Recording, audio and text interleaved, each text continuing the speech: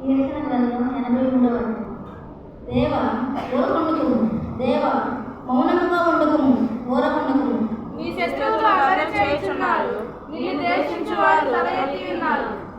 నీ ప్రజల మీద వారు కపటోపాయములు పన్నుచున్నారు, నీ మరుగు చొచ్చిన వారి మీద ఆలోచన చేయుచున్నారు. వారు ఇశ్రాయేలు పేరు ఇకను జ్ఞాపకము రాకపోవునట్లుగా జనముగా ఉండకుండా వారిని సన్మానించువారని వాటిని చెప్పుకొనుచున్నారు. ఏక మనసుతో వారు ఆలోచన చేసుకుని ఉన్నారు, నీకు విరోధముగా నిబంధన చేస్తున్నారు.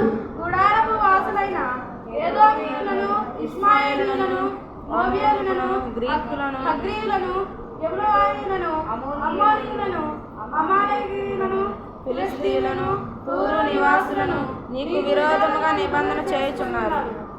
అష్షూరు దేశస్థులు వారితో కలిసి ఉన్నారు, లోతు వంశస్థులకు వారు సహాయం చేయుచున్నారు. చేసినట్లు ఈశాని ఏడేళ్ళ నీవు సిసెరాకును యాబీనులను చేసినట్లు వారికి చేయుము.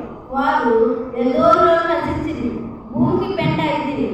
ఓరేబు జేయేబు అనువారికి నీవు చేసినట్లు వారిని ప్రధానులుగా చేయుము. జబూహు సల్మోనుల అనువారికి చేసినట్లు వారి సకల రాజులకు చేయుము.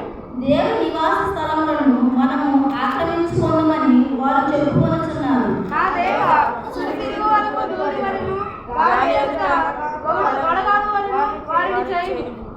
అగ్ని అడవిని కాల్చినట్లు, కాల్చిచ్చు కొండలను తగలపెట్టినట్లు నీ తుఫాను చేత వారి తరుముము, నీ గాలి చేత వారికి భీతి పుట్టించుము. యెహోవా వారు నీ నామమున వెలుగునట్లు వారికి పూర్ణ మనమును కలుగజేయుము. వారు నిత్యము సిగ్గుపడి భీతి నందుగాక, వారు భ్రమించి నశించుగాక. యెహోవా అను నామము ధరించి నీవు మాత్రమే సర్వలోకములో మహోన్నతుడు అని వారు ఎరుగుదురుగాక.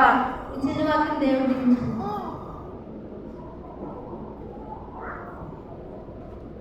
అందరూ అలాగే నిలబడి